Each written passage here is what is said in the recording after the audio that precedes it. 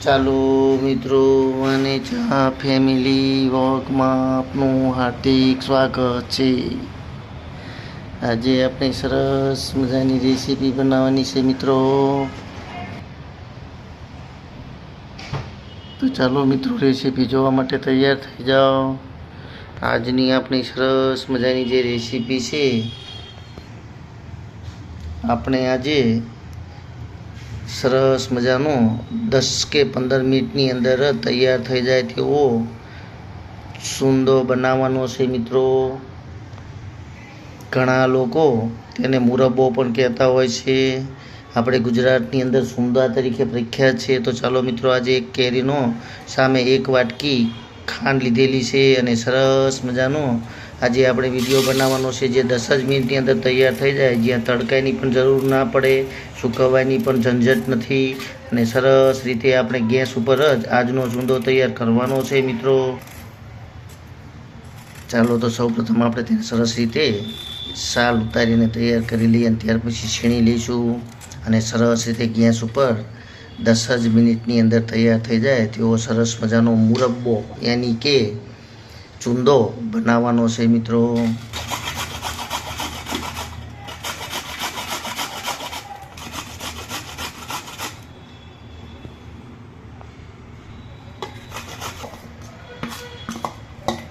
ચાલો મિત્રો, સરસ રીતે આપણે હળદાને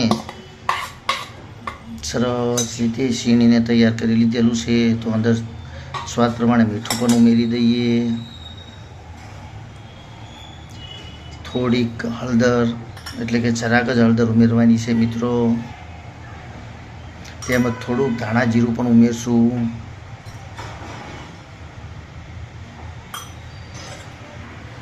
ચાલો, તો હવે ખાંડ પણ અહીંયા જ ઉમેરી દઈશું અને સરસ રીતે મિક્સ કરી લઈશું, અને ત્યાર પછી ગેસ ઉપર ગરમ કરવાનું છે મિત્રો. અને એક તારની સાણી બને ત્યાર પછી આપણો ચૂંદો તૈયાર થશે મિત્રો.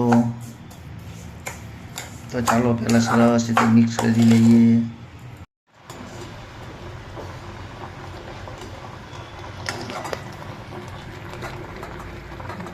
ચાલો મિત્રો, આ રીતે ગેસ ઉપર ધીમા તાપથી હવે આપણે તેને સરસ રીતે ખાંડ ઓગળી જાય, એટલે કે એક તારની ચાસણી તૈયાર થઈ જાય ત્યાં સુધી એને ગરમ કરશું.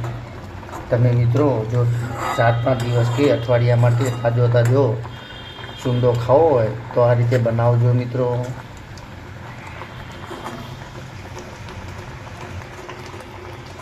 આપણે જો વર્ષ માટે બનાવવો હોય તો સારામાં સારી કેરી એટલે કે રાજાપુરી કેરીનો જો બનાવશો તો આખા વર્ષ માટે સ્ટોર કરી શકાય મિત્રો.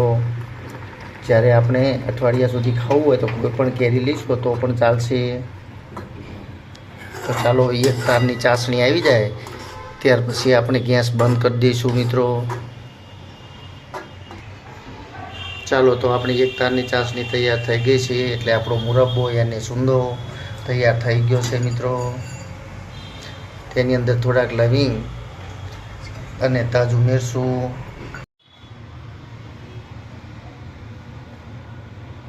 ચાલો મિત્રો, તમે જોઈ રહ્યા છો સરસ મજાનો આપણો સૂંદો તૈયાર થઈ ગયો છે. ફક્ત 10 જ મિનિટની અંદર આવો સૂંદો તૈયાર કરી શકાય છે. તો ચાલો, હવે તેને 2-3 દિવસ સુધી ખાઈ શકાય. બાળકોને લંચ બોક્સમાં પણ આપણે આપી શકાય. તો ચાલો, તેને હવે એક બાટલીની અંદર ભરી લઈએ.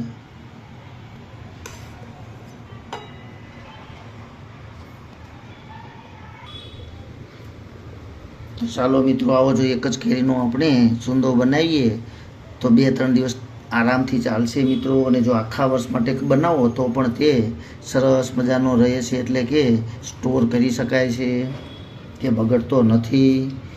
તો ચાલો મિત્રો, કેવી લાગી આપણી રેસીપી? જો તમને આ રેસીપી પસંદ આવી હોય તો તાજો સૂંદો બનાવીને રોજે ખાઈજો મિત્રો, કારણ કે 10 જ મિનિટમાં તૈયાર થઈ જાય છે. તો લાઈક, શેર અને સબસ્ક્રાઈબ કરવાનું ચૂકતા નહીં મિત્રો. જય યોગેશ્વર બાબા, જય માતાજી.